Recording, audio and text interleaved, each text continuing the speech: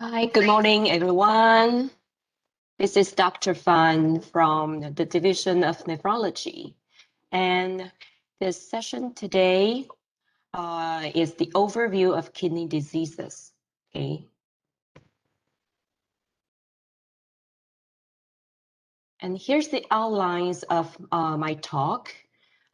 First, we're going to go through the evaluation of kidney function and disorder. And then we are going to go through several common kidney diseases. And finally, I'll talk about kidney replacement therapy. Okay, the first part of the lesson is evaluation of kidney function and disorder. Okay, the kidney function includes the excretory function and endocrine function.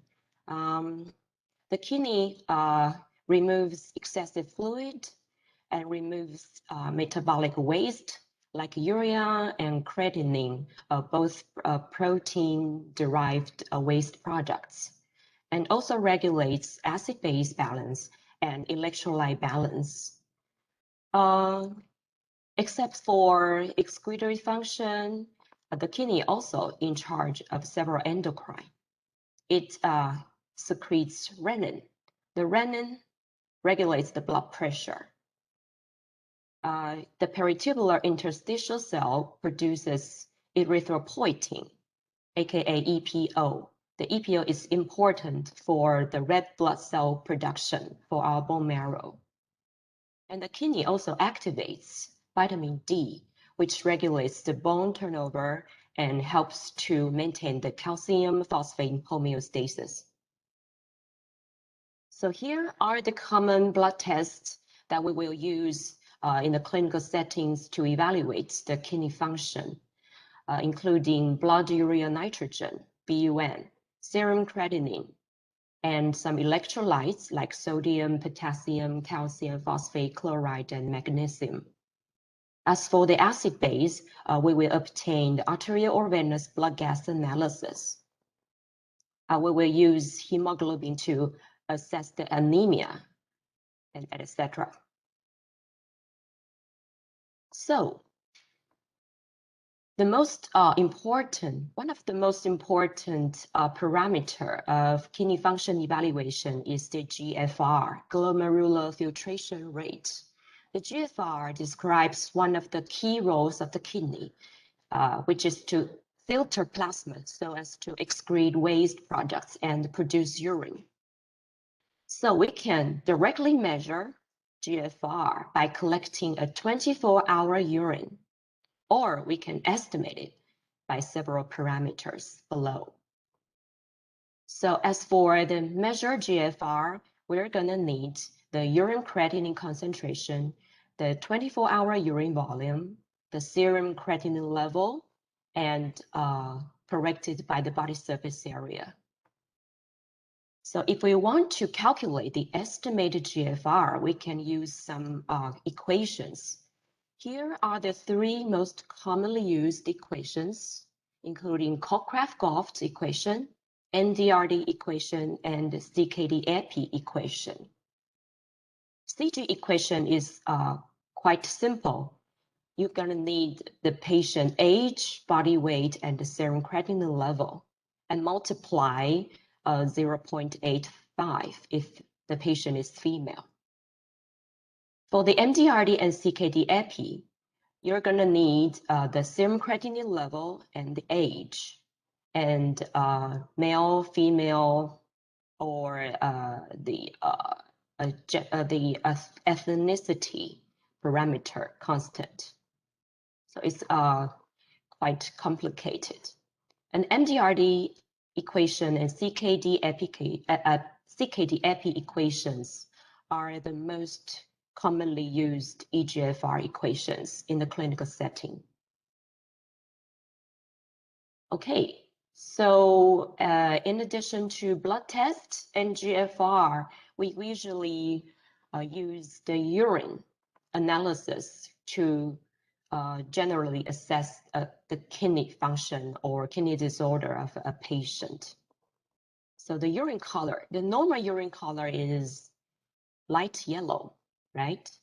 So here are some pathologic conditions or medications or food that will cause an abnormal urine color. Okay, so I highlighted the most commonly seen situations.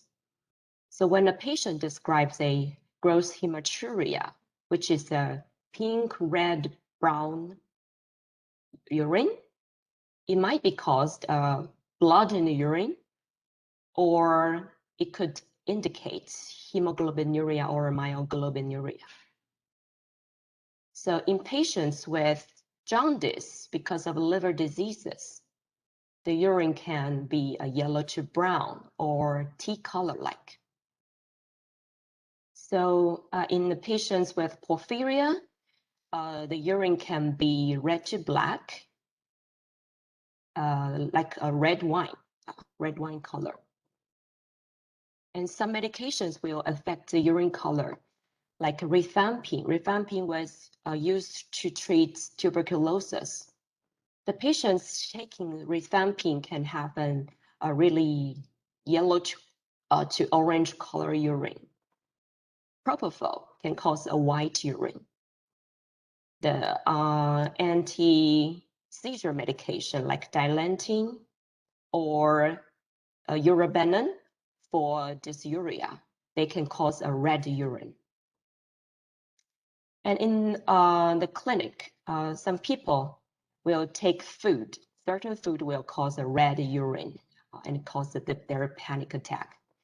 Like beetroot or the dragon fruit, they can cause a urine that mimics the hematuria. Okay. So in the urinalysis, the pH normally ranges from 4.5 to 7.8. So an alkaline urine is most commonly caused by infection with an urea-splitting organism, such as Proteus mirabilis. Or it can simply reflect a systemic metabolic alkalosis, secondary to diuretics, vomit, gastric suction, and etc. So a acidic urine, pH less than 5, indicates a metabolic acidosis. So in the setting of metabolic acidosis, if the patient has a urine pH more than 5, it might indicate a tubular dysfunction, which is called a renal tubular acidosis.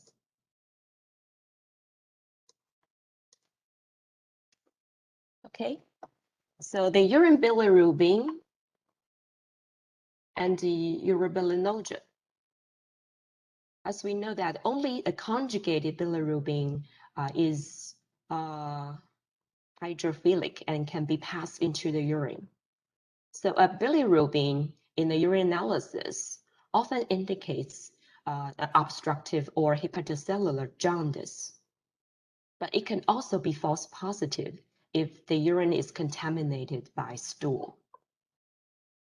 And urobilinogen often indicates unconjugated bilirubin, most commonly seen in hemolysis. So what about the urine leukocyte esterase and nitrates? The leukocyte esterase was released from granulocytes, most commonly seen in neutrophils. And the urine nitrates came from the nitrate-producing bacteria. So both of these are commonly seen in urinary tract infection. Okay, so what if you see a glucose reaction in the urine, which is glycosuria? Okay, so most commonly seen in patients with blood glucose level more than 180. Okay, so the kidney cannot reabsorb the glucose, so that glucose was passed in the urine. But less commonly, the glycosuria can indicate a failure of proximal renal tubular cell reabsorption, like Fanconi syndrome. Okay. So now it is also commonly seen in patients taking SGLT2 inhibitor, which is a medication to treat diabetes. Okay, so this medication will inhibit the glucose reabsorption of the kidney tubular cell and enhance the glycosuria. So if a patient is taking SGLT2 inhibitor, it is quite normal to detect a glucose in the urine. Okay, what about urine ketones? The ketone bodies include acetoacetate, acetone, and beta-hydroxybutyrate. But this cannot be detected by the common method of urinalysis. So if we see a ketone reaction in the urine, mostly it is a physiologic condition secondary to prolonged fasting or starvation. So in the pathologic condition, it can be secondary to alcoholic or diabetic ketoacidosis. Okay, so the urine blood, the blood test indicates the presence of heme in the urine. Okay, so most commonly it is derived from the red blood cell per se. But what if there is no red blood cell but a positive blood reaction? So it might indicate other origins of heme in the urine. So it could be a hemoglobinuria or myoglobinuria secondary to hemolysis or rhabdomyolysis.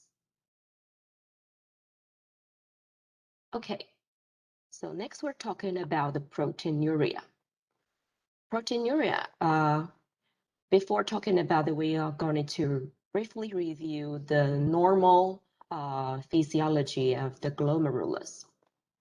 As seen here, the glomerular is a important a unit of the kidney. Okay, so the glomerular filtration barrier is formed by three components: endothelial cells, glomerular basement membrane, and podocytes, bridged by the slit diaphragm. Okay, so these three layers composed the glomerular filtration barrier. And the slit diaphragm, the filtration slit is only about 40 nanometers wide. It acts as a size, shape, and electric charge dependent Hermes-selective molecular sieve. And what is the function of this barrier? It restricts the passage of macromolecules such as albumin and globulin, and only enables the excretion of protein-free ultrafiltrates containing water and small solvents, mostly the waste products. Okay, so normally only a small amount of protein can be excreted in the urine. About half of the excreted urine is term phosphoprotein excreted by epithelial cells of thick ascending limb of the loop Henle and early distal convoluted tubule. Okay, this is a physiologic products of the tubular protein. Albumin, most of the albumin cannot cross the barrier. Even if the albumin cross the barrier, most of the albumin will be reabsorbed by the proximal tubule. So the albumin actually accounts for only 20% of the total urine protein. Okay, as shown here, the normal urine total protein is less than 150 milligram per day, and the normal albuminuria is less than 30 milligram per day. So proteinuria, okay, the heavy proteinuria, the patient will describe a foaming urine like this. Proteinuria is an important sign of kidney disease. It is often the earliest marker of glomerular disease, occurring before a reduction in GFR. Proteinuria is associated with hypertension, obesity, and vascular diseases. As a marker, it can be used to predict the risk of CKD, which is chronic kidney disease, the progression. It can also reflects the cardiovascular disease and all-cause mortality in general population and patients with diabetes and CKD. So there are some treatments aiming to reduce the proteinuria.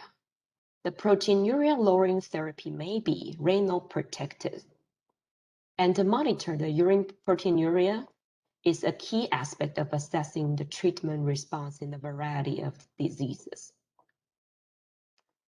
Not only as a marker, the filtered protein per se contributes to the pathogenesis of kidney injury and disease progression. In short, the proteinuria per se is also harmful for the kidney itself, rather than just being a marker. So proteinuria lowering therapy is important in our clinical practice. The 4 common origins of proteinuria is listed in this slide. It can came from the glomerular. It can also came from the tubular or overflow and postrenal. In glomerular proteinuria, the pathophysiology is glomerular filtration barrier dysfunction, like we see previously. Okay, a normal functional barrier will retain most of the protein, but a destructed barrier will cause proteinuria leak in the urinary space. Okay, so the main content of this kind of proteinuria is mainly albumin, and is usually more than 1 grams per day. The most common cause is various kinds of glomerulonephritis. So the second, tubular damage of the dysfunction will also result in abnormal resorptive capacity of the proximal tubule. Okay, so tubular function like Fanconi syndrome or tubular interstitial nephritis will cause this kind of tubular proteinuria. Often it is less than 1 gram per day. Okay, third, overflow. What is overflow?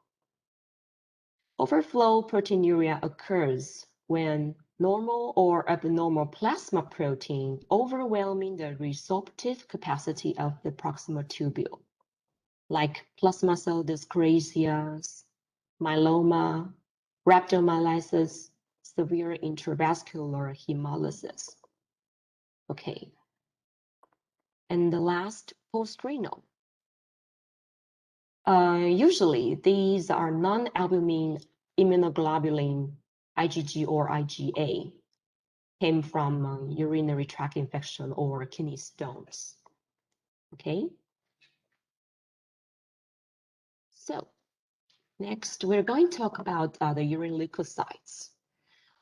We can see several kinds of leukocytes in the urine analysis.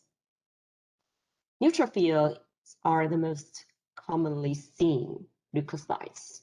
The presence often indicates an infection or contamination. Eosinophils can be caused by drug-induced hypersensitivity, renal cholesterol embolism, or rapidly progressive glomerulonephritis or prostatitis. The lymphocytes are rarely seen. It could be seen in transplant rejection.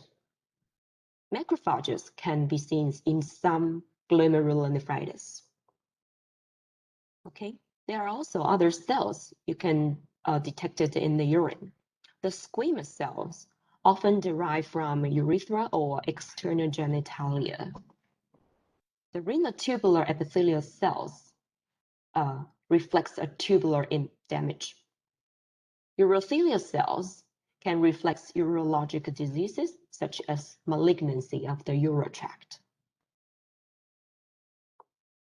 Okay, what about red blood cells in the urine, which is also known as hematuria?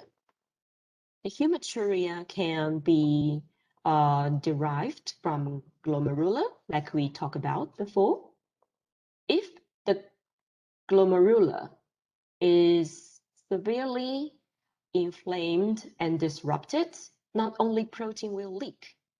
As you can see here, the red blood cell and the white blood cells will also go into the urinary space. Okay, so in this kind of situation, the glomerular hematuria can be detected. So the causes of glomerular hematuria is basically all kinds of glomerular nephritis. So what about non-glomerular origin? These are quite commonly seen in the clinical practice, such as urinary tract infection, urinary tract calculi, which is a kidney stones, or the polycystic kidney, or benign prostatic hypertrophy, or various kinds of neoplasm from urotract or prostate or the kidney. Or it can be caused by trauma or some drugs. Okay, so here are the causes of hematuria. Sometimes you can see casts in the urine. The casts are cylindrical bodies of renal origin, okay, that form from aggregation of fibrils of Thom Horsfall glycoprotein. Remember, the Thom Horsfall protein was secreted mainly by the Henle's loop, right? So different kind of cast may reflect physiological or pathological conditions. A hyaline cast can be seen in normal or renal disease.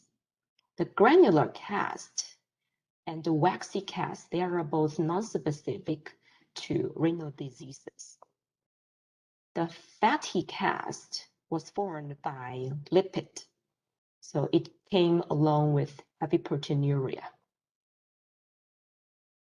The red blood cell cast is caused by proliferative glomerulonephritis or glomerular bleeding.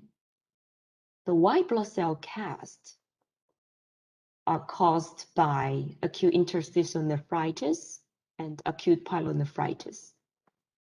The tubular epithelial cast is caused by acute tubular necrosis, which often described as muddy brown cast.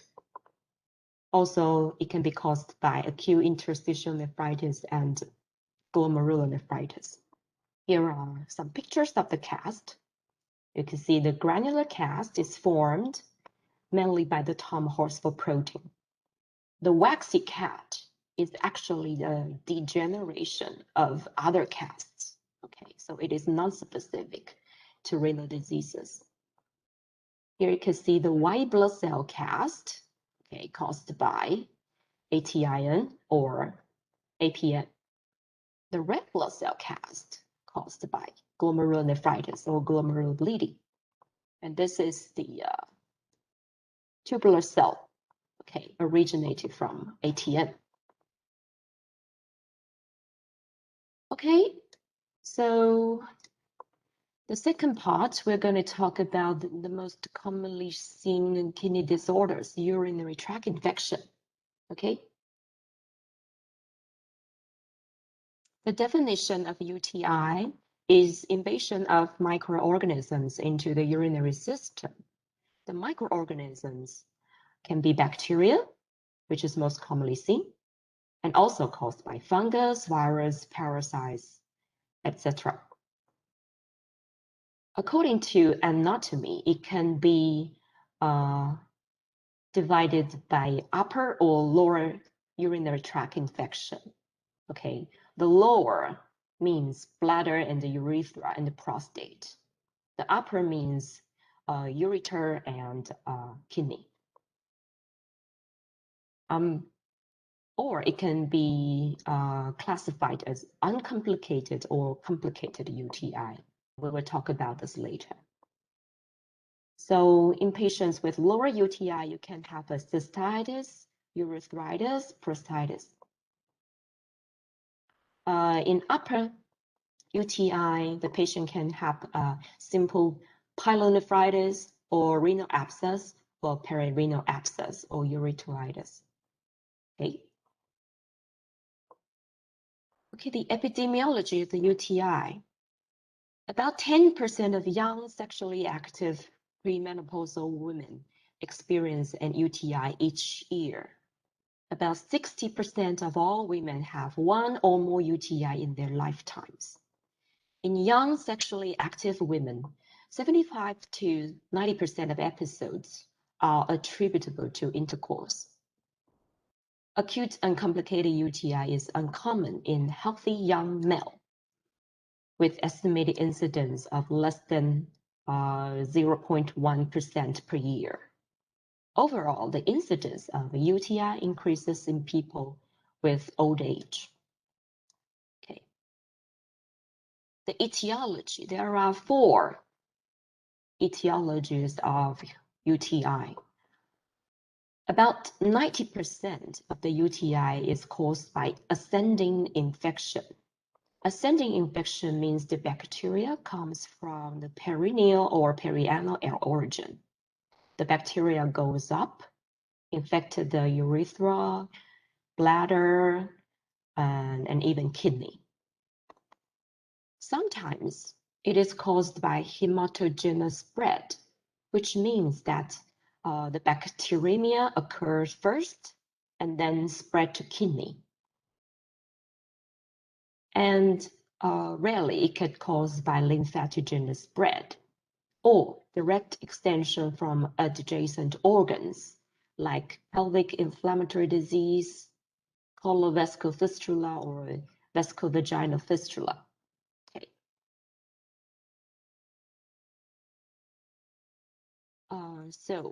The UTI can be classified as uncomplicated or complicated. What is the definition of complicated UTI? Complicated means the presence of functional or structural abnormalities of the genitourinary tract. Okay. For example, urinary tract obstruction caused by prostate hypertrophy or urolithiasis or tumor. Or it can be caused by a neurogenic bladder, or if there is presence of urologic device like indwelling catheter, ureteric stent, or nephrostomy tube. Sometimes it is associated with congenital urologic abnormality like VU reflex. This is more commonly seen in pediatric population. Okay, so if the patient have metabolic or congenital diseases like polycystic kidney, okay, it is also called complicated UTI. So if the patient is immunologic impaired, like renal transplantation, taking immunosuppressants, or cancer patient after chemotherapy, they are also defined as complicated UTI. Okay, an important fact is that acute uncomplicated UTI rarely occurs in men. So a urinary tract infection in a man should be considered complicated until underlying abnormalities have been ruled out. Okay. So what are the pathogens of UTI? In lower UTI, E. coli is the most common pathogen. About 5 to 10% of pathogen is Staphylococcus saprophyticus. It is often associated with sexually active female. Okay, other bacteria like Enterobacter, Enterococcus, Salmonella can also be seen. Okay, most of them came from the gastrointestinal tract, came from the bowel. Okay, as for the upper UTI, the pathogens are similar to lower, but as you can see here, if you see a Staphylococcus aureus in the urine culture, it might hint a hematogenous spread origin.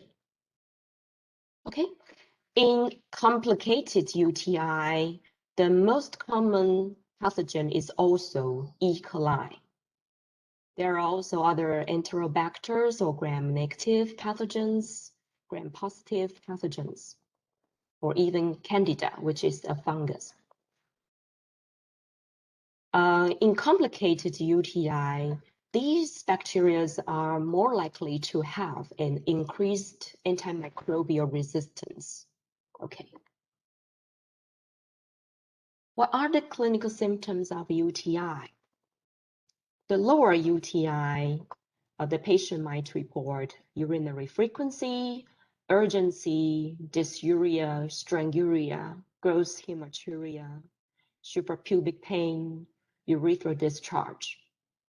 In patients with upper UTI, like involvement of the kidneys, the patients will report variable LUTs as listed here, but they will also report flank pain, fever, chills, or other systemic symptoms like nausea, vomiting, diarrhea, or even shock or other organ dysfunction. Okay, these symptoms may be absent in some populations, like old people. So in old people or diabetes patients, if you cannot find these symptoms, UTI cannot always be excluded, okay, because they can be asymptomatic. Okay. What is the common laboratory finding of a UTI? In urinalysis, you typically see a turbid urine, the presence of white blood cells, leukocyte esterase reaction, red blood cells, nitrite, and the presence of bacteria. Okay, the gold standard of diagnosis of UTI is based on urinary culture. Okay, typically more than 10,000. Okay, 100,000 colony forming units per milliliter. Okay. Usually it is a single infected pathogen, but in patients with complicated UTI, particularly those with indwelling urinary devices, more than one organism is frequently present. Okay, and a important fact: if the urine is obtained from a relatively sterile urine, like suprapubic or percutaneous aspiration, any growth, any amount of the bacteria can determine the UTI. Okay, it does not necessarily to have 10,000 colony forming units. Okay, here sometimes we will arrange the image like a plain film, abdominal plain film, KUB, a sonography, or CT to define the complication or the complicated UTI. Like shown here, this is a typical acute pyelonephritis. You can see a wedge-shaped stria in the kidney parenchyma. This is a renal abscess. Okay, it has a thick wall over here. This is the normal kidney. Okay. As shown here, this is a special kind of pyelonephritis. You can see there is many air and some debris over here. This is called emphysematous pyelonephritis. Okay, often seen in diabetic patients. Okay, the treatment of uncomplicated UTI, some may spontaneous resolution with a few days, like a simple urethritis, and most requires antimicrobial therapy, about 3 to 7 days. For complicated UTI, a prolonged antimicrobial therapy, like 7 to 14 days, may be required. Okay, so far, are we good here? Any questions? Okay, next we will move on to glomerular diseases. In glomerular disease, we have to know the two important syndromes first, okay? Nephrotic syndrome and nephritic syndrome. Nephrotic syndrome is defined as heavy proteinuria, more than 3.5 grams per day, associated with hypoalbuminemia, okay, and edema and hyperlipidemia, lipiduria. It is also commonly associated with hypercoagulability. Okay, nephrotic syndrome is mainly associated with heavy proteinuria. So what about nephritic syndrome? Nephritic means inflammation of the kidney, okay? So in clinical setting, we can see hematuria and variable degree of proteinuria and pyuria. There is often an acute kidney injury, often oliguric, which means decreased amount of urine output. And there is often presence of hypertension. Okay, so hematuria is more common in nephritic syndrome, and proteinuria is more common in nephrotic syndrome. Sometimes they can overlap. Okay. So in nephrotic syndrome, there is often seen people more tend to have edema, proteinuria, and low serum albumin level. In nephritic syndrome, the patient tend to have a higher blood pressure, okay, a more commonly seen hematuria and red blood cell casts. Okay, in the renal biopsy, the pathologic findings also can differentiate the nephrotic and nephritic syndrome. In nephrosis, the main pathologic finding is podocyte injury. Remember, the podocyte is an important component of the glomerular filtration barrier. So the podocyte injury will lead to the barrier dysfunction and then the protein leak into the urine. Okay. On the other hand, the nephritic syndrome is often caused by inflammation of the glomerulus. So you can see a reactive cell proliferation, a glomerular basement membrane breaks down, and even a crescent formation like this. There are many diseases. Some diseases tend to have nephrotic syndrome, and some tend to have a nephritic syndrome. And some disease like lupus, the lupus can have a broad spectrum of glomerular disease presentation. Okay, it can have a simple nephrotic or combined nephrotic, nephritic, or pure nephritic. So as IgA nephropathy, it also has a broad spectrum of clinical presentation. Okay, here is the flow chart in diagnosing a nephrotic syndrome. I'm not going to go into the details. I'm just giving you a simple general concept, okay? So if the patient presents with nephrotic syndrome, you see a heavy proteinuria, generalized edema, also called anosaka, and hypoalbuminemia, hyperlipidemia, okay? You will look for the primary and secondary causes. The primary causes include minimal change disease, FSGS, and the membranous nephropathy or IgA nephropathy. Or you can look for the secondary causes, like FSGS can be secondary to morbid obesity, unilateral nephrectomy, or DM, or HIV infection. A minimal change disease can be caused by certain hematologic malignancy like lymphoma, or it can cause by drugs like NSAID. A secondary membrane nephropathy are caused by lupus nephritis or malignancies, okay, commonly seen in old people, or hepatitis B infection. Okay. So here are the causes, potential causes of nephrotic syndrome. Okay, when we differentiate the cause of the nephrotic syndrome, we can the patient age can give us some clue. The membranous glomerular nephropathy often occurs in middle-aged or old people. Minimal change disease is more commonly in child or adolescents. The diabetes and amyloidosis are more commonly seen in old people.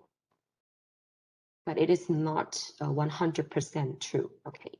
This is just common rules. So in differentiating nephritic syndrome, the nephritic syndrome, we see hematuria, proteinuria, or even a crescent formation like this. Okay.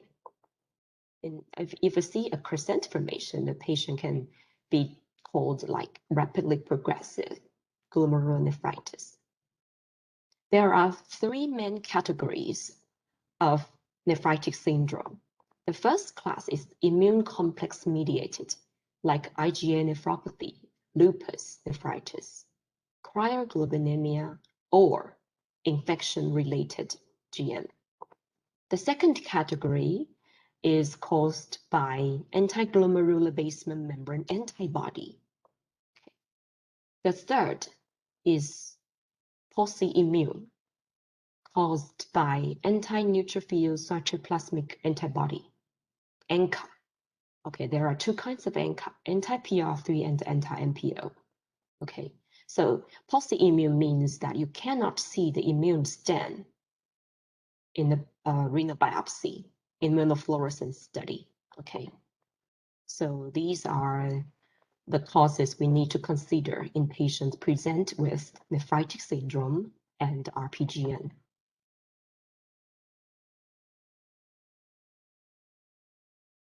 Okay, so after talking about nephritic syndrome resulting from glomerulonephritis, this is the important topic, acute kidney injury. Okay, the definition of acute kidney injury is a syndrome caused by abrupt decrease in kidney function, characterized by rapid increase in serum creatinine, decrease in urine output, or both. So the definition is either increase of serum creatinine level more than 0.3 or increased serum creatinine level to more than 1.5 times of baseline, or decreased urine volume less than 0.5 milliliter per kilo per hour for more than 6 hours. So according to the degree of serum creatinine increment or the urine output decrement, we can divide the patient by 3 stages. Okay, stage 1, 2, 3. Okay, in stage 1, 2, 3, the creatinine raised more than 1.5 times. In stage 2, the creatinine rises more than 2 times. In stage 3, the creatinine rises more than 3 times or more than 3 milligram per deciliter, or requires a dialysis intervention. So the urine output decrement, we can also also defines the stages of the patients. Okay, we always choose a more severe criteria to define the stage. Okay, so if a patient have a stage 1 creatinine criteria but a stage 2 urine output criteria, we will define the patient as stage 2. Okay, the AKI is seen in about 10 to 15% of all hospitalizations and up to 50% in intensive care units, critically ill patients. It is not a specific disease entity, but rather a syndrome that can develop as a consequence of different pathologic conditions like surgery, any kind of shock, sepsis, or like a cancer, all kinds of syndrome. Okay, so they can have overlap.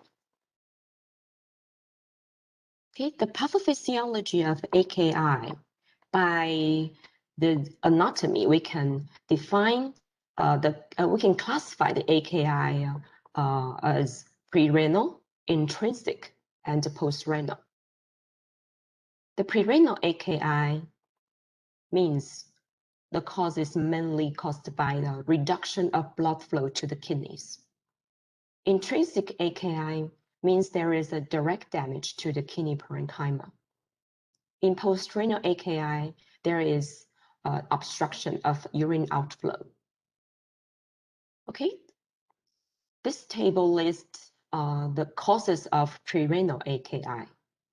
The common cause include any kind of hemorrhage, such as trauma, GI bleeding, surgery, postpartum hemorrhage.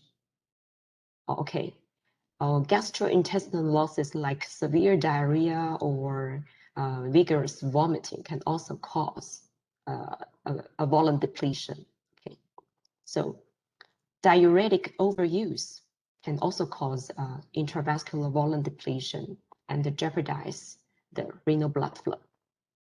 Okay, so the reduction of kidney blood flow can also be caused by reduction of overall cardiac output, such as cardiac heart failure, cardiogenic shock. It can also caused by systemic vasodilatation like anaphylaxis. Okay, and the reduction of kidney blood flow can also be caused by renal vasoconstriction, like secondary to drugs like NSAID or ACE inhibitor or ARB. So these are all the causes of prerenal AKI. In intrinsic AKI, it means that there is a direct damage of the kidney parenchyma. Okay, I also highlight the common causes as the red color. Okay, the tubular injury can be caused by severe hypovolemia, sepsis, hemorrhage, and heart failure, or can caused by myoglobin, hemoglobin, paraprotein, uric acid, like tumor lysis syndrome. It can also be caused by exogenous toxins like antibiotics, chemotherapy agents, and the radio contrast medium. The tubular interstitial injury can be caused by allergic interstitial nephritis secondary to NSAID, antibiotics, and it can be caused by infections or caused by neoplasm infiltration like lymphoma, leukemia, or a graft rejection. The glomerular injury can be caused by glomerulonephritis, like we talked about before. A renal microvascular injury can be caused by malignant hypertension, severe hypercalcemia, and radial contrast medium. A renal large vessel injury can be caused by aortic dissection, thromboembolism of the artery or vein. Okay, so these are the intrinsic AKI causes. Okay, so as for the postrenal AKI, means there is the blockage, obstruction of the urine flow. So there can be a retroperitoneal space external compression by lymph nodes or tumors. Or there can be retroperitoneal fibrosis secondary to radiation therapy or inflammatory disease like IgG4 disease. Most commonly, postrenal AKI is seen by the nephrolithiasis and the urethral strictures. And regarding the lower urinary tract obstruction, common etiologies include benign prostate hyperplasia, the bladder calculi, or a neurogenic bladder secondary to spinal cord injury, diabetes, stroke, or some drugs, okay, which impairs the bladder function. Okay, what are the risk factors of AKI? There are some susceptibility factors that will put the patient at higher risk of AKI, include a dehydrated status, advanced age, female gender, Black race, a prior history of chronic kidney disease, or some chronic comorbidities like heart, lung, and liver disease. Okay, also a presence of DM, cancer, and anemia. There are all risk factors for AKI. Okay, so there are many syndromes. They will cause acute kidney injury. The pathophysiology may vary. Some resulted mainly from hemodynamic change. Some may have inflammatory responses. I'm not going to go through the details, okay? As you can see here, many clinical syndromes will cause AKI.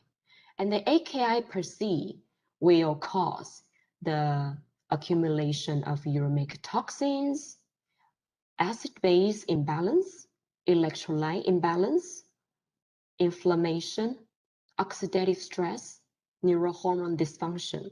All of these can contribute further damage to many other organs like brain injury, heart dysfunction, lung dysfunction, liver injury, bowel dysfunction, and immune dysfunction. So AKI is actually a complex syndrome.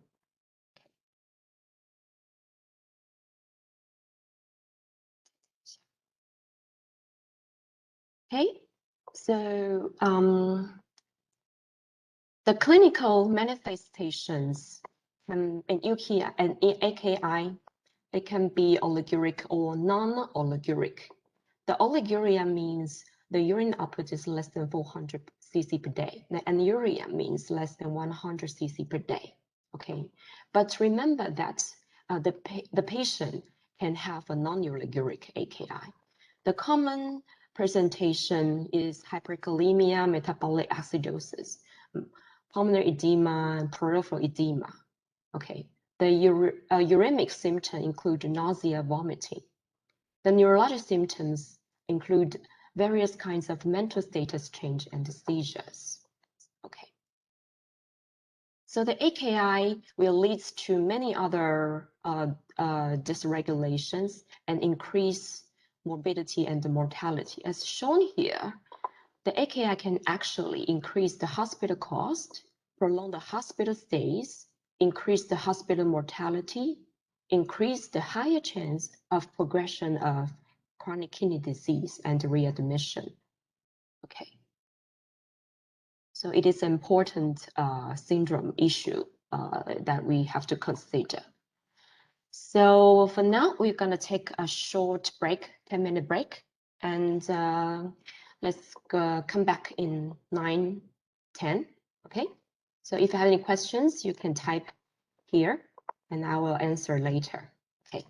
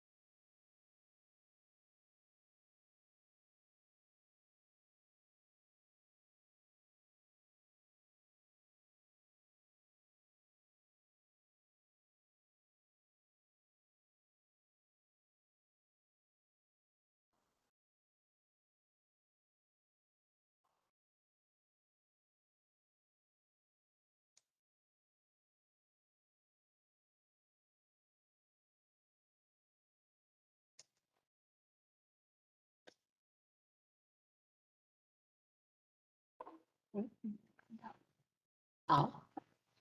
Okay, welcome back. Let's move on our class. So the next I'm going to talk about when we approach a patient with AKI, how do we establish the diagnosis and make the differential diagnosis? First, in history taking, we will look for the possible causes of AKI.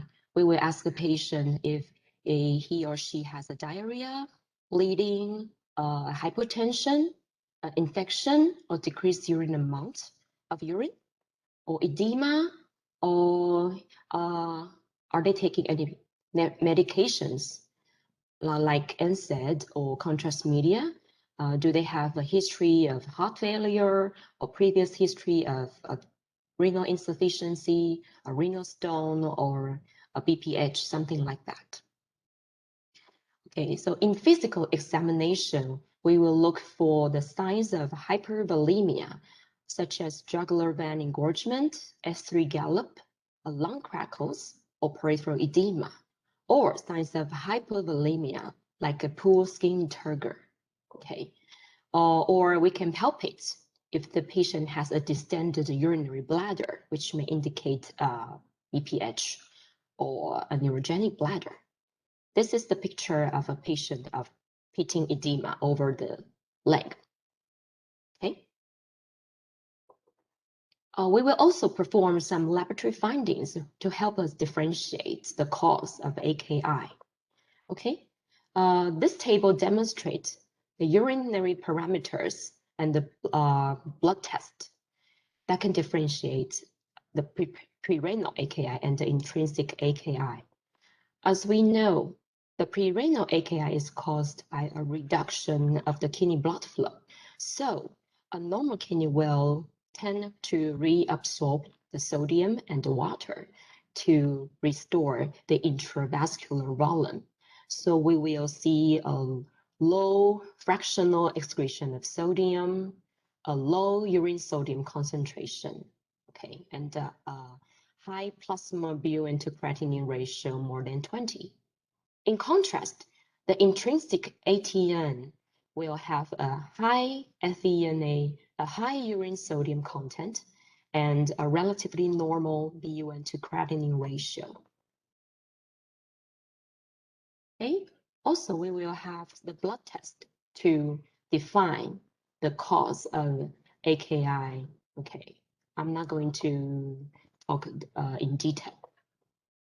And for image, okay, the image we can order plain film sonography, CAT scan, even MRI or angiography. Okay, here are some examples as shown in this sonography here. This is a kidney stone causing a hydronephrosis.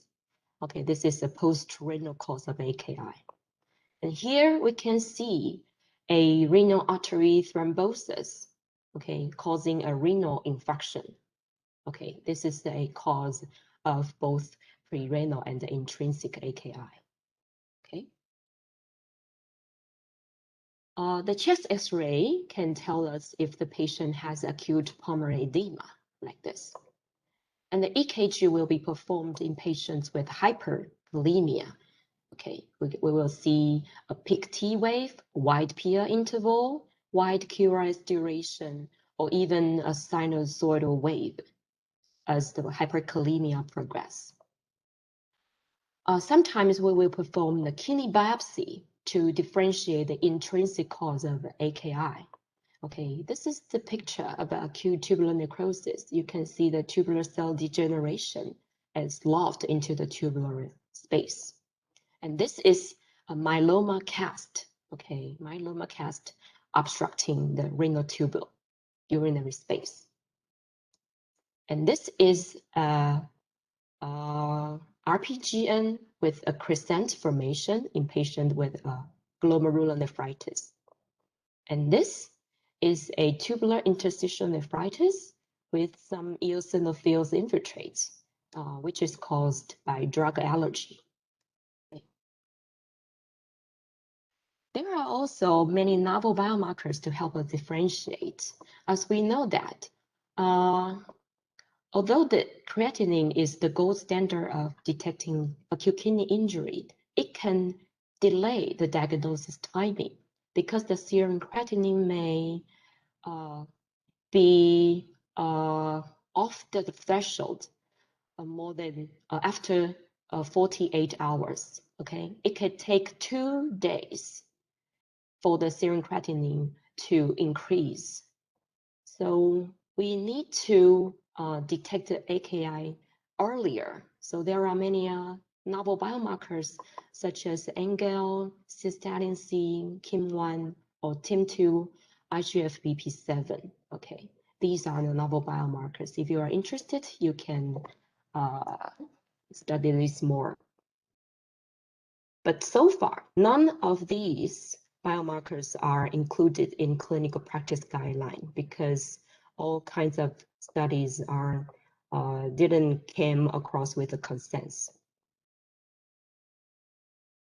Okay, regarding the treatment, how do we treat the patient with AKI? Treat underlying etiology is the most important thing, and we will give a supportive management for all patients with AKI. Okay, for example, for volume overload, we can apply diuretics. For hyperkalemia, we can apply these kind of medications. Okay, for metabolic acidosis, we can give them bicarbonate. For hypocalcemia, we can replace the calcium. And we have to give the patient adequate nutritional support and adjust the dose of medications according to the GFR.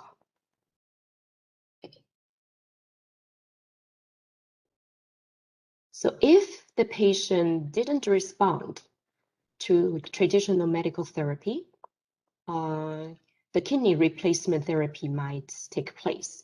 The absolute indication of kidney replacement therapy includes volume overload unresponsive to diuretic therapy, persistent hyperkalemia despite medical therapy, severe metabolic acidosis, or overt uremic symptoms like encephalopathy, pericarditis, or uremic bleeding.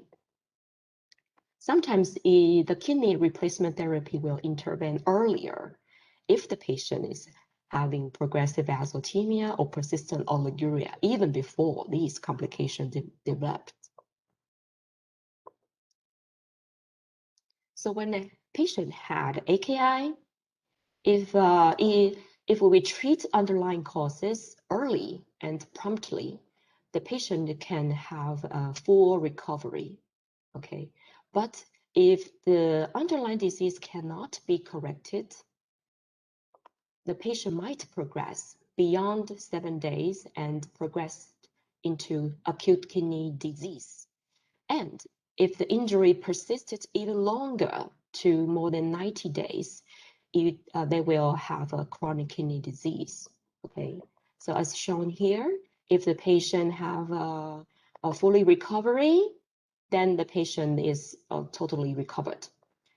Okay, so if they have a maladaptive repair, the kidney injury will persist and progress into a chronic kidney disease, even to end-stage renal kidney disease. During these stages, there are increased risk of recurrent AKI, death. Okay, so we have to close monitor this patient and prevent these complications. Okay, as shown in this picture, the CKD itself is a risk factor of AKI.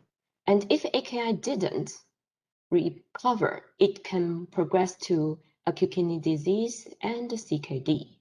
Okay, both CKD and AKI can progress to end-stage renal disease, which is a non-recovery status. Okay, so these syndromes are they are both cause and the results of each other, actually. So After talking about AKI, we will move on to chronic kidney disease. As shown in this picture, the normal GFR in young adults is approximately 125 milliliter per minute. Okay, so a normal people will have a normal decline of GFR because of aging, just like most of the other organs beyond the age around 40. Okay, the men after 40 years old will have a gradual decrease about 1 milliliter per minute per year. And the women tend to have a slower decline of GFR per year. So what is the definition of CKD? The definition of CKD is abnormalities of kidney structure or function persisted more than 3 months. Okay, the 3 months is important criteria. So either of these abnormality persists more than 3 months can be defined as CKD. First, presence of albuminuria. Okay. Second, the presence of urine sediment abnormalities. For example, hematuria, casts formation, like we talked about, okay, previously. Or if there is a persistent electrolyte abnormality due to tubular dysfunction, like renal tubular acidosis, nephrogenic DI, Fanconi syndrome, cystinuria, they can also be defined as CKD. Or the abnormality can be detected by histology, which is renal biopsy. Okay, so if the biopsy detects a glomerular disease, a vascular disease, tubular interstitial disease, or there are some congenital diseases like Fabry disease, Alport syndrome, they can be defined as CKD. Or the structural abnormality frequently detected by imaging. The image could be ultrasound, CT, MRI, etc. The common causes of structural abnormality include polycystic kidney, hydronephrosis, cortical scarring after prior repeated pyelonephritis, or renal artery stenosis, or a small contracted kidneys. If a patient has a history of kidney transplantation, he is defined as CKD. Or if the patient has a GFR less than 60, persisted more than 3 months, we can say that he has a CKD. Okay, what about the etiologies of CKD? This graph shows the causes, the ratio. The top 3 causes of CKD is diabetes, around 40%. The second cause is the hypertension, around 30%. And the third cause, the third common cause is glomerulonephritis, which contributes about 15%. Okay. And other causes include UTI, nephrolithiasis, urinary tract obstruction, drug like NSAID or proton pump inhibitor, or tumor polycystic kidney disease. Okay, all of these contributes like 15% of the cause of CKD. Regarding the CKD staging, we will need the 2 parameters, the GFR and the albuminuria level. Okay, so the GFR level above 90 is defined as the stage 1. Okay, above 16, stage 2. Above 13, stage 3. Above 15, stage 4. Less than 15 is defined as stage 5 CKD. For the albuminuria criteria, if the patient have an increased albumin more than 30 milligram per day, so it's defined as A2 class. If the patient has a macroalbuminuria more than 300 milligram per day, it is defined as A3 class. So as you can see here, if the patient has lower GFR and a higher degree of albuminuria, the patient is more likely to have a higher risk of CKD progression. As the CKD progresses, okay, the GFR gradually declines. So what about the clinical manifestations? Usually, the patient won't have any clinical syndrome in early stage, like 1 to 3 stage. Most of the patient will have symptoms of CKD unless they have stage 4 or stage 5 CKD. This figure summarizes the common clinical symptoms and signs of CKD. The patient might report fatigue, a general weakness, dizziness, or a decreased urine amount and peripheral edema. Most commonly is the feet and ankle swelling. The patient might report a shortness of breath because of anemia and pulmonary edema. They may report nausea, vomiting because the accumulation of uremic toxin. They might have a loss of appetite and decreased urine amount. Okay, as for the neurologic symptom, they might have a confused lethargy, or sleep disorder, or even seizure. They may have a bleeding tendency, so they may experience easy bruising. For the reproductive system, they may have a decreased libido or erectile dysfunction. And at late stage, they may report a muscle cramping. So the kidney actually will affect many other organs in our body. So what are the risk factors of CKD progression?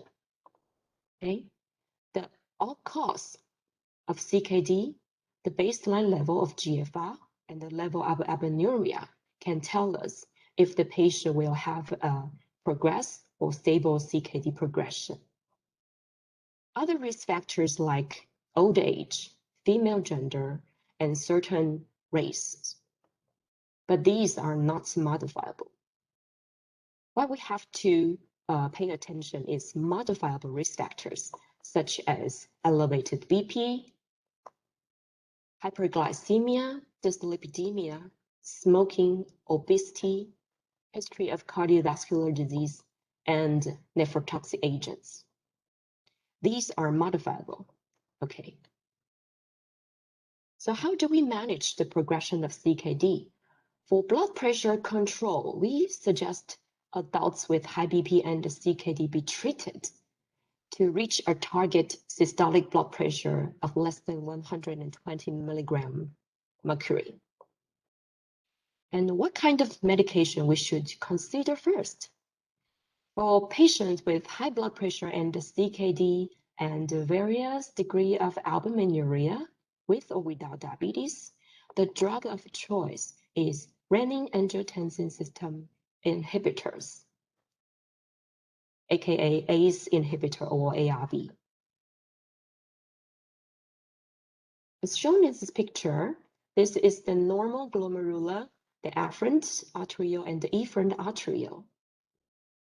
The ACE inhibitor and the ARB can dilate the efferent arteriole, and in terms, they can reduce the glomerular hypertension, and they will reduce the level of proteinuria, and then they will preserve their renal function. However, we have to look out for the potential side effects and the contraindications of ACE inhibitor and ARB. If the patient have a severe hyperkalemia or a significant increase of serum creatinine level of more than 30%, the ACE inhibitor and ARB should be discontinued. Okay, serum creatinine level increase more than 30% after 6 to 8 weeks of application of ACE inhibitor or ARB might indicate that the patient might have bilateral renal artery stenosis, which is the absolute contraindication of the RAS blockade. Okay, so in addition to adequate blood pressure control, we will educate the patient with GFR less than 30 to have a lower protein intake, about 0.8 per kilogram per day. This is to reduce the nephron work because the kidney function is mainly to excrete the protein-derived waste product. Many studies has told us that high protein intake is harmful for patients with CKD. For patients with diabetes, we should treat the patient with the target hemoglobin A1C less than 7%. For patients with CKD, we will educate the patient to restrict the salt intake less than 2 grams of sodium per day, which corresponds to 5 grams of salt per day. Okay, 2 grams of sodium equals 5 grams of salt per day. As for lifestyle modification, we encourage patients with CKD to take physical activities and to maintain a healthy BMI and to stop smoking. Okay, so recent years, there is a new generation of diabetes medications called SGLT2 inhibitor.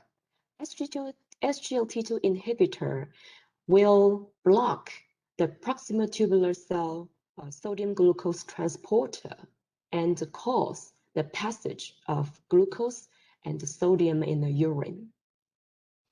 Not only it is helpful for glycemic control, we found that the SGLT2 inhibition will also cause an afferent vasomodulation, okay, which can also cause the glomerular pressure to go down and reduction of proteinuria.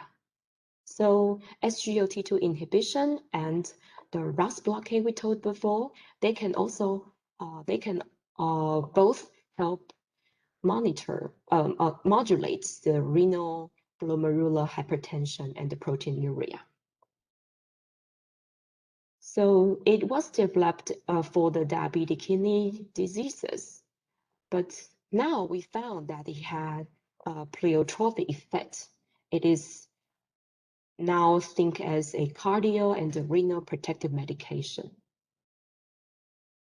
Last year, a study called the DAPA-CKD shows that in patients without diabetes, the application of SGLT2 inhibitor can actually improve the general outcome and the renal outcome and helps to reduce the mortality. So maybe in the future, we will advise the patient with CKD with this kind of medication. So as for management, the complications of CKD, as we know that the CKD patient will suffer from anemia, mainly because of there is insufficient production of EPO by the kidney. Okay, the anemia is defined as hemoglobin less than 13 in males and less than 12 in females. So in patients with hemoglobin less than 10, we suggest application of iatrogenic erythropoietin, okay, to maintain the hemoglobin level around 10 to 11.5.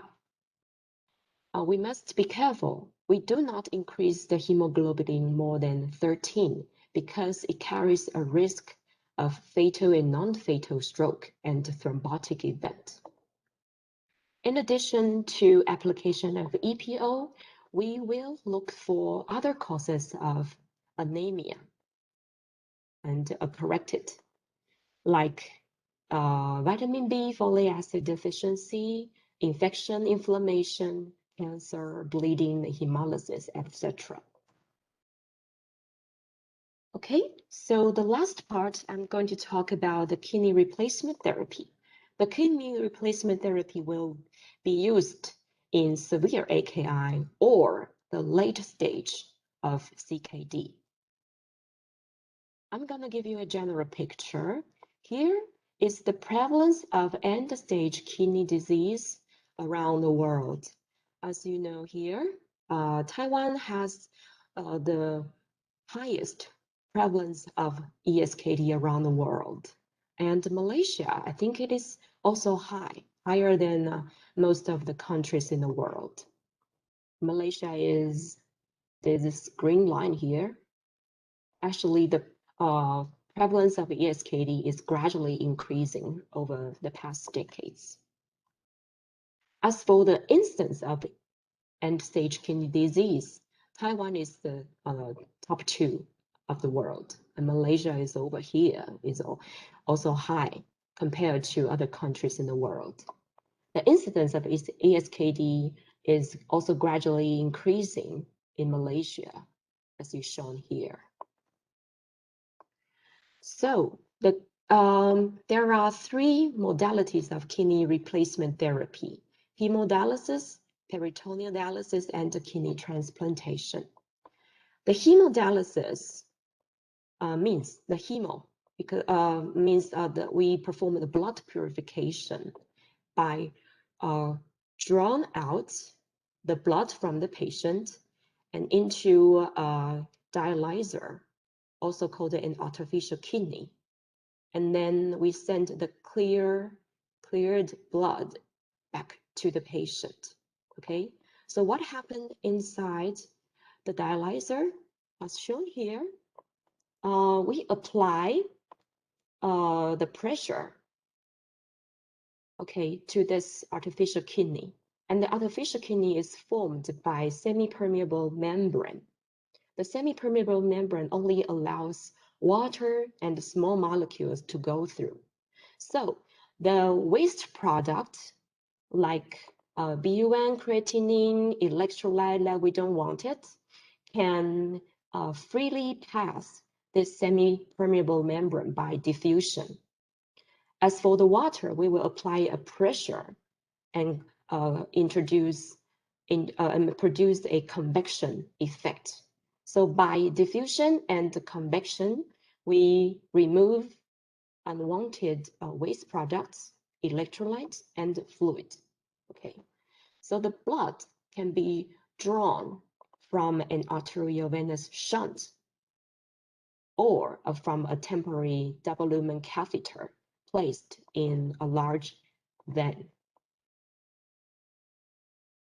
As for the peritoneal dialysis, we put a catheter into the lower part of the peritoneum, and in each cycle, we will indwell a clean dialysis into the patients, and after a few hours, the urine-like solution will be drained out. Okay, so in peritoneal dialysis, we use the peritoneal membrane as the semi-permeable membrane to move the waste product and the fluid.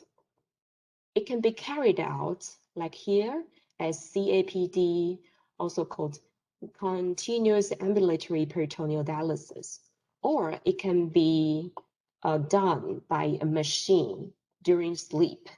Okay, so the patient can have a free time during the daytime. They can work at the daytime and perform the APD at the nighttime. Okay, So the hemodialysis and the peritoneal dialysis, there are oftenly used modalities. And the third modality is the kidney transplantation. We will put a healthy kidney inside the lower abdomen of the patient. Okay, so the kidney came from a deceased donor or a living related donor. The kidney transplantation is actually the treatment of choice for end-stage kidney disease. A successful kidney transplant can improve the quality of life and reduces the mortality risk for patients when compared with maintenance dialysis. Okay, so, but the patient has to take a lifelong immunosuppressant. But the life quality and the provided kidney function is far more better than hemodialysis and peritoneal dialysis. Okay, so this figure shows the modality of renal replacement therapy in countries around the world. As shown here, Taiwan and Malaysia, in Taiwan and Malaysia, the most commonly used kidney replacement therapy modality is in-center hemodialysis, around more than 80 to 90%. Okay, only a few people chose, about 10% choose peritoneal dialysis. Okay, and on less than 10% of Taiwan population received a kidney transplant. Okay, it's a slightly higher in Malaysia here. But in other countries, like the United States, UK, Sweden, most of the patients with ESKD receive a kidney transplantation rather than hemodialysis and PD. Okay, so there is a huge variability around the country. Okay, so here is the class. Okay, so is there any questions? So if not, I will ask 4 questions to summarize the lessons today. So the question 1, a 50-year-old previously healthy female presented to emergency room with progressive generalized edema and body weight gain 10 kilograms within 1 week. The urine output was not decreased. She claims that she took over-the-counter NSAIDs for ankle sprain 10 days ago. The lab exam showed a serum creatinine level 0.9, which is normal, a serum albumin level 2 milligram per deciliter. A urine analysis reveals proteinuria and no blood or leukocyte. So what is the impression? Can somebody answer this for me?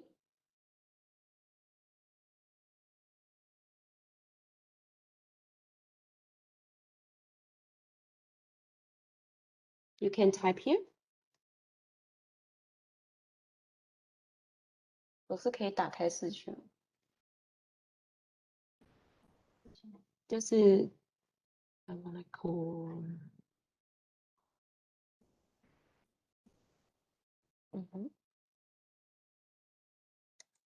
Okay, does anybody know what is the syndrome of this patient have? Okay. Yes, correct. The patients have a hypoalbuminemia, edema, and a heavy proteinuria. So this patient is diagnosed as a nephrotic syndrome secondary to NSAID exposure. Okay. Question 2. What of the following cause of AKI is prerenal origin? 1. Radio contrast medium. 2nd, gastrointestinal bleeding with shock. 3. Benign prostate hyperplasia with urine retention. 4. Lupus nephritis. Which of the following is prerenal origin?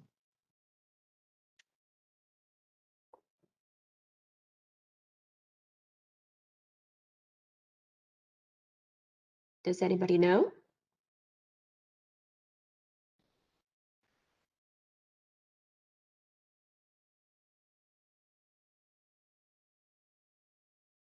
Okay, so I see the answer. The answer is also 2, right? The gastrointestinal bleeding with shock will cause intravascular volume depletion and cause a prerenal origin. Okay, question 3. What is not true about UTI? Oh, sorry. The most common etiology is UTI is ascending infection. 2. The most common pathogen of uncomplicated UTI is Proteus mirabilis. 3. The typical finding of urinalysis of UTI is presence of white blood cells, leukocyte esterase, RBCs, nitrates, and bacteria.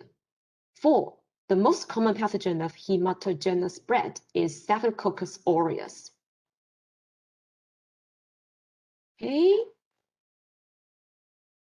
Can anybody know the answer? Okay. Yeah, the answer is also 2. Yeah, you answered correctly. Okay, the last question.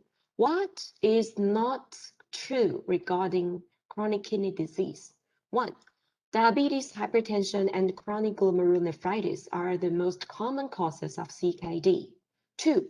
Patients are usually asymptomatic in early stages of CKD. 3. Regarding blood pressure control for patients with CKD, hypertension, and proteinuria, calcium channel blockers are the first choice. 4. AKI can lead to CKD, and CKD is an important risk factor for AKI. Okay, I see the answer. 3 is correct. 3 is wrong. Okay, so what is the drug of choice of antihypertensive agent for this kind of patient? Can anybody type here?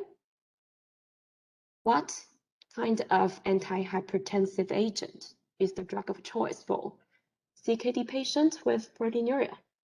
Yeah, ACE inhibitor and ARB, correct.